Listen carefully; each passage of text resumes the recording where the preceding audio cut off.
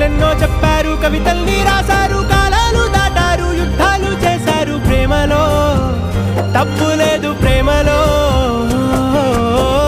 వేల వేల వెన్నెలంత నీదవాలి వెలుగునంత మోయమంటే నేను ఎంత రే.